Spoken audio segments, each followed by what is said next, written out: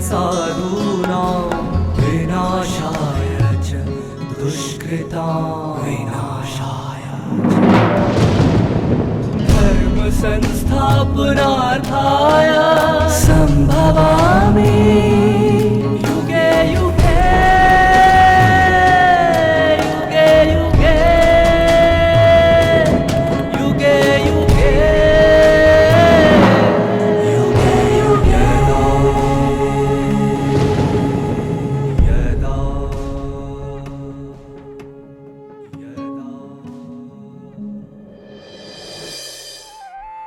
परमात्मा यह ज्ञान देते हैं कि सृष्टि एक विशाल वृक्ष के समान है और करण करावनहार परमात्मा स्वयं ही इसके मूल तत्व बीज रूप में हैं। वे हम आत्माओं को श्रेष्ठ कर्म करने की प्रेरणा देते हैं। परमात्मा के सत्य बीज रूप स्वरूप को जानने से, उनको यथार्थ रूप में प्रेम पूर्वक याद करने से आत्मा संपूर्णता को प्राप्त करती है। परमात्मा को मूल स्वरूप में जानना ही भक्ति का सर्वोच्च फल है। ओम शांति। वसुंधरा बहुत रम्य और सुंदर स्थान है। इस भूमि की महिमा, इस वसुंधरा की महिमा गाते लिखते कवि और गायक थकते नहीं हैं। ऐसे वसुंधरा को एक कुटुंब में वसुदैव कुटुंबकम के रूप में बांध के रखने वाले, एक साथ ले चलने वाले प्रकृतिपति, परम पुरुष, परब्रह्मा, गीता ज्ञानदाता परमात्मा के उच्चारी हुई अति रम्य, अति मनभावनी, सुहासिनी, मनुष्यात्माओं के लिए सदैव संजीवनी श्रीमद् भगवद गीता का ज्ञान। बस इस ज्ञान को यथोचित समझने में, समय के हिसाब से और परमात्मा की जुबान से उसकी वास्तविकता को जानने में अगर हम सफल हो गए तो सदियों की हमारी तपस्या मानो सफल हो गई। अगर हम अंधविश्वास को या पर्टिकुलर कोई शास्त्र के अर्थ को लेके गीता को समझने की कोशिश करते हैं तो गीता शास्त्र बन के रह जाती है, गीता जीवन नहीं बन पाती है।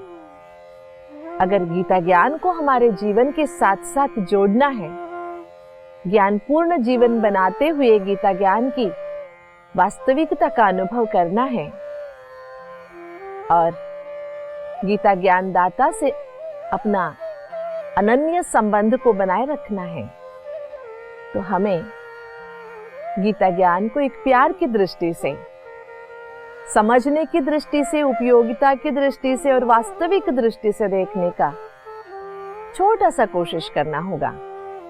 जी हाँ, बदलाव कभी फोर्सेबली नहीं किया जा सकता है या बदलाव के लिए किसी को हम मजबूर नहीं कर सकते, लेकिन अगर बदलाव प्यार से किया जाए तो कैसी भी परिस्थिति में बदलाव संभव है। इसी संदेश को देती है श्रीमद् भगवद गीता। इसी संदेश को समझने के लिए एक बार अंतरिक्ष में सूर्य, वरुण और वायु तीनों मिलके बातें कर रहे थे। तीनों ने अपने शक्ति को दिखाना चाहा। उनकी नजर पड़ी एक पहाड़ी की चोटी पे एक नवयुवक आके खड़ा हुआ था। अच्छी कोट पहन के रखा था उसने। तो वायु ने कहा, अब देखते रहो कैसे मैं इसके कोट को उतार फेंकता हूं। वायु ने अपने पूरे जोर लगा दी। वायु इतनी जोर से चलने लगी, हवा, जितना हवा जोर से चलने लगी ना, वो कोट को और कस के पकड़ के रखा ताकि ठंड न लगी थी उसे। बहुत जोर जोर से हवा चलाने के बावजूद भी उसने कोट नहीं उतारा। वरुण कहाँ पीछे रहता, उसने बारिश करना शुरू कर दिया। जैसे बारिश होने लगी उसने कोट को और ऊपर लेके सिर को भी ढक लिया कोट से और अच्छी तरह से कस के पकड़ के रखा। और तभी मुस्कुराते हुए सूरज ने धीमी धीमी सूरज की किरणें फैलाना शुरू किया। जैसे धीमी धीमी सूरज की किरणें आने लगी तो वो नवयुवक ढका हुआ सिर खाली किया, अर्थात कोट को नीचे लाया। धीरे धीरे सूरज की किरणों में गर्माइश ज्यादा होने लगी। जैसे गर्माइश ज्यादा होने लगी इसने अपना कोट उतारा, अच्छी तरह से झाड़ा। फिर एक मुस्कुराते हुए सूरज ने वरुण और वायु की तरफ देखा। एक काल्पनिक घटना है, लेकिन इससे हमें क्या समझ में आया? बदलाव जबरदस्ती कराए जाए तो कोई नहीं करेगा, उसके उल्टे चलेंगे। आजकल हम क्या देखते हैं, जिन बच्चों को अध्यात्म में इंटरेस्ट नहीं है, नवयुवक जानना नहीं चाहते, पढ़े लिखे होने के बावजूद उनको गीता के बारे में कुछ भी पता नहीं है, पूरी तरह से गीता का क्या नाम है, श्रीमद् भगवत गीता भी कह नहीं सकते, तो क्या उनके ऊपर हम इसे थोप सकते हैं?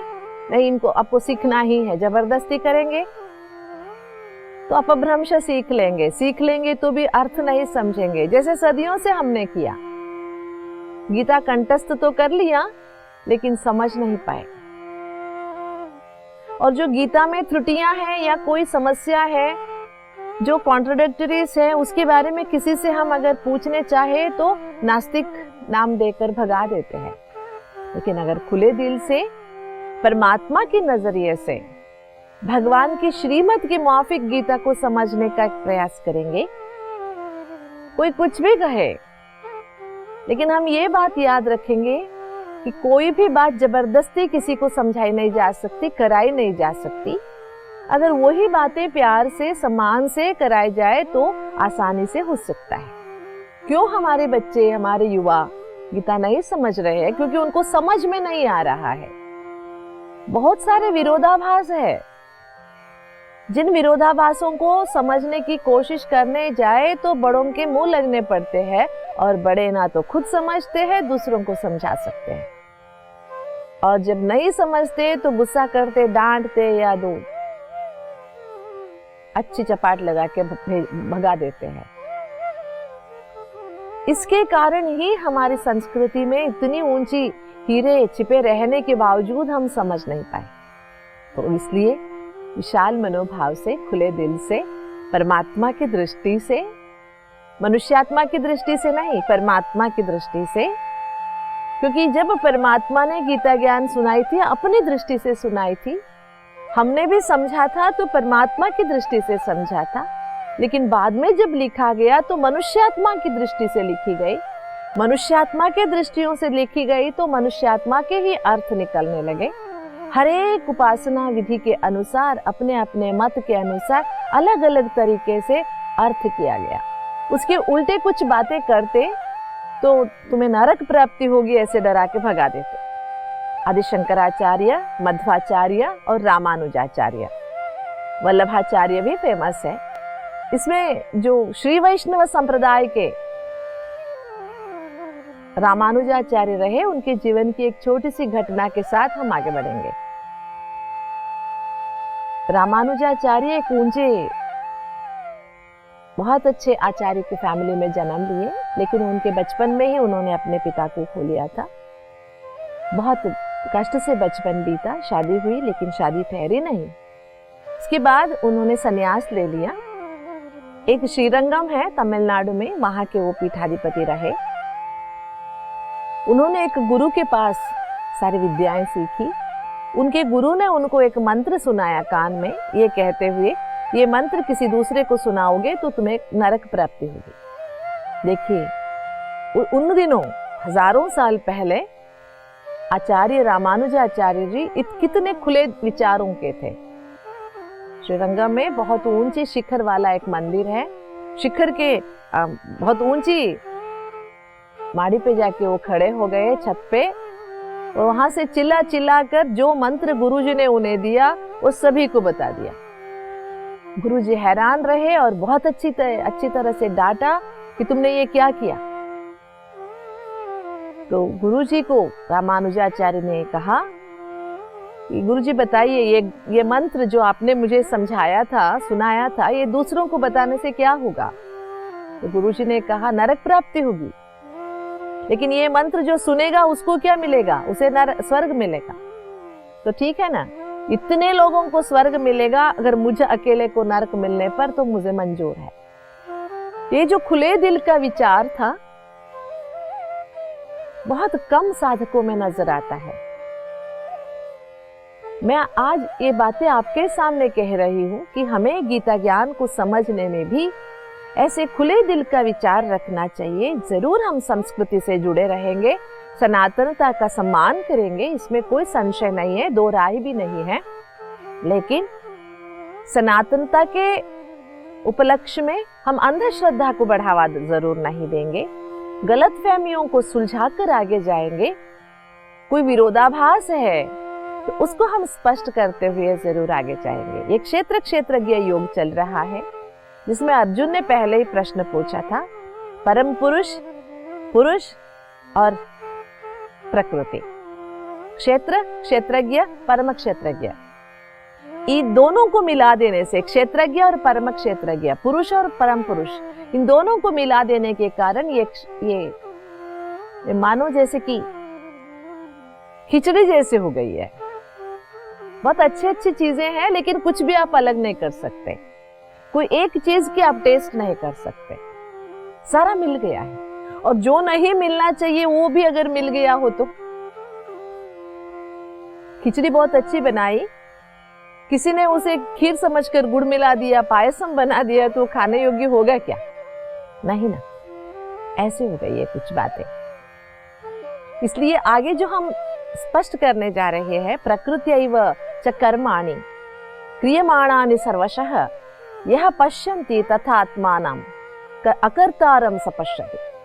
अभी तक हम सुनते आ रहे थे प्रकृति, पुरुष, परम पुरुष की बातें, उसमें परमात्मा की भी बातें आई थी। जिस देह में परमात्मा प्रकाश करता है अर्थात प्रवेश करता है तो भोगता कुछ नहीं है, सबसे वो निर्लिप्त है, दृष्टा है। यहाँ पर एक छोटी सी क्या है कि प्रकृति ही सब कर्मों का, क्रियाओं का कारण है, पुरुष इससे बिल्कुल अलग है।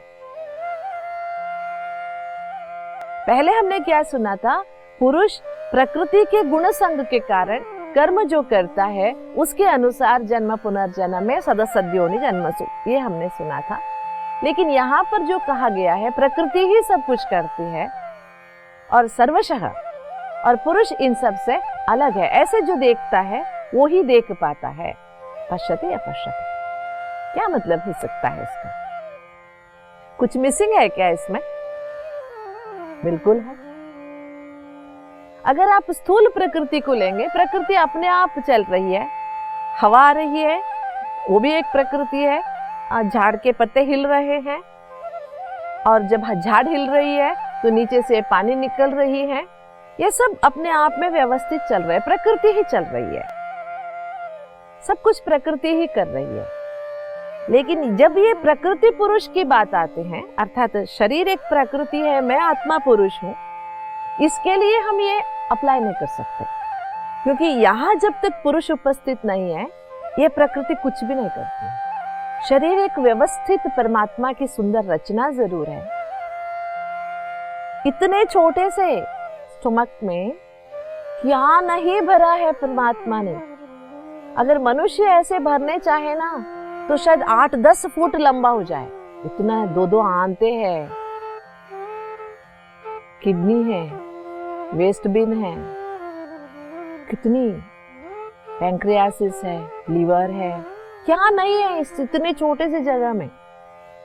सच में वंडरफुल मैकेनिज्म।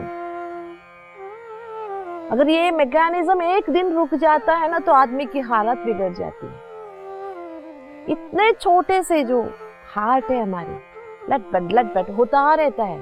अगर ये रुक गया, अगर घर में पानी की पंप रुक गई ना तो दूसरा ला सकते हैं, दूसरे घर से पानी ला सकते हैं, लेकिन यहाँ नहीं हो सकता। ये घर पूरी तरह से इसी पर निर्भर है। इतनी अद्भुत रचना परमात्मा की है, नो डाउट। लेकिन अगर इससे पुरुष निकल गया तो कुछ नहीं कर सकता। पेशेंट इज नो मोर।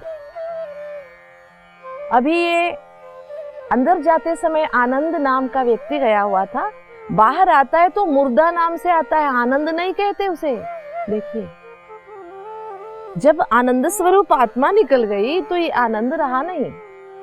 तो ये किस बात की एक्सप्लेनेशन हो रही है?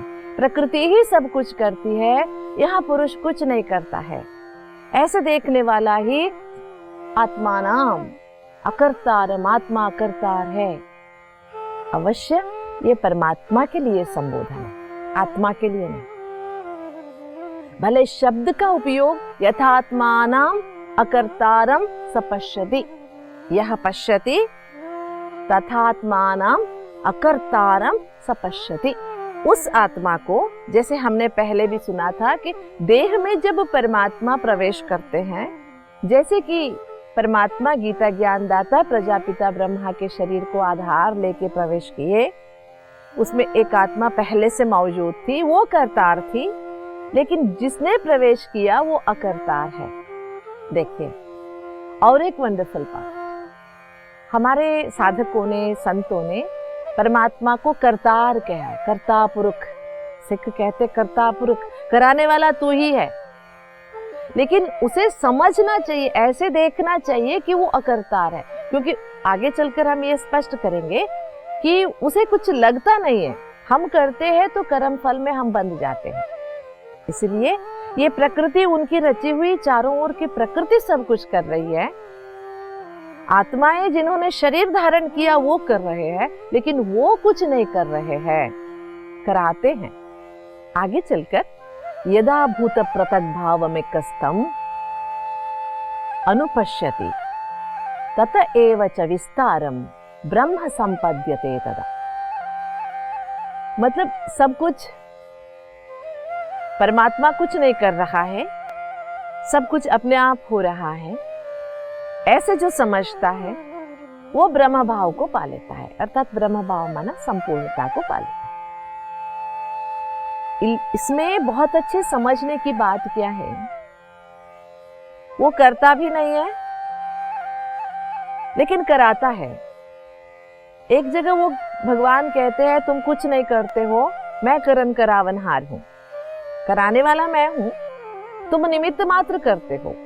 क्योंकि मुझे कर्म फल नहीं लेना है, इसलिए मैंने तुझे निमित्त बनाया है। इस ज्ञान को जो समझ लेता है, क्योंकि ये जो अलग अलग दिख रहे हैं ये सब परमात्मा की ही रचना है।